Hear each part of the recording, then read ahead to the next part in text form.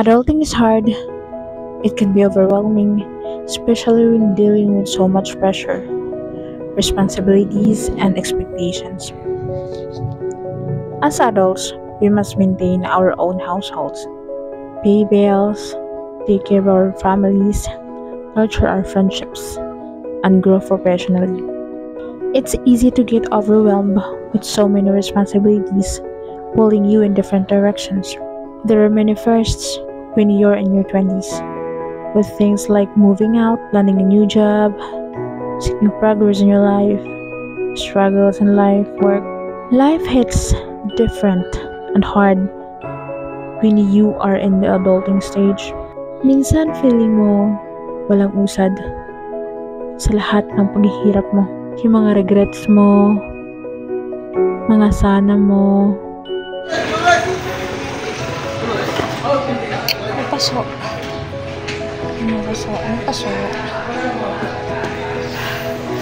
So, uwi na ako. Ayoko na wala ng pera. Wala na ako pera.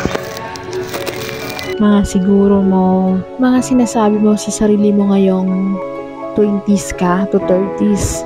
Yung sana hindi ko ginawa yan. Akala mo sasakto pero hindi pala. Tayo. Sana hindi ko ginawa to. Sana nakinig ako. Sana maganda yung buhay ko. Kanina habang namimili ako, akala ko makasya.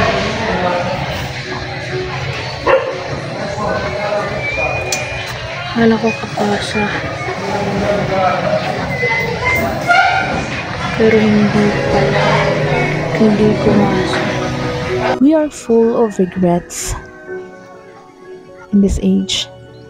In our adulting stage. Ito harvest na ang ating pipino. Yun, yung pipino natin. Malaki na. Nanunusok siya, Bi.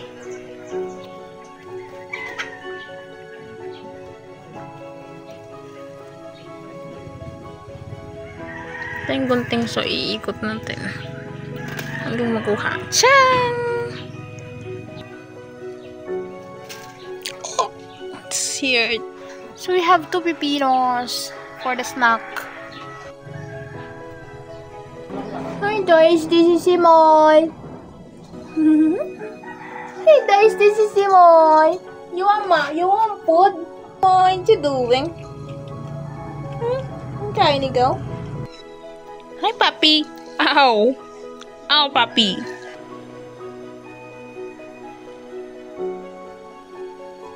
So, hi, hello. Ito nga, pumunta nga ako kanina sa city, sa Borongan, kasi kailangan kong bumili ng mga pangangailangan dito sa amin. And kailangan ko nang bilhan yung gulong ng pushcart namin. Kasi naghihiwa-hiwalay na yung laman, yung gulong. Hirap nang mag-iigib ng tubig kasi yun yung pinag-iigib namin ng tubig. Ang hirap ng iigib. So, hinanap ko talaga sa buong lugar. And pagtingin ko, wala na pala akong pera, ubos na.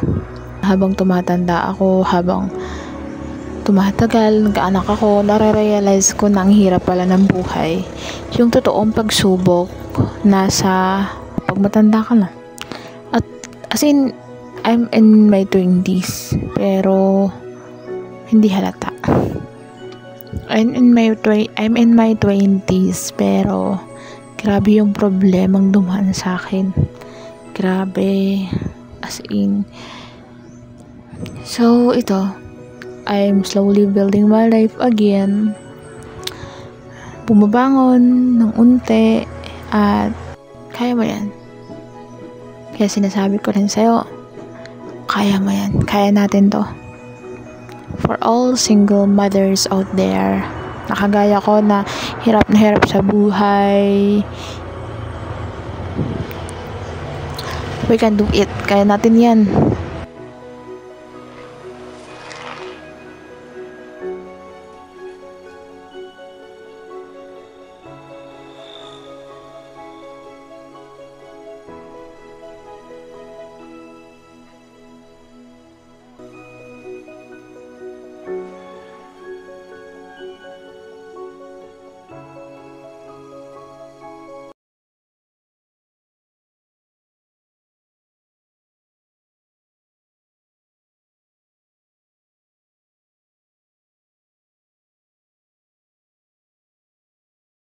Your new life starts today. Don't waste it trying to get back what was taken away.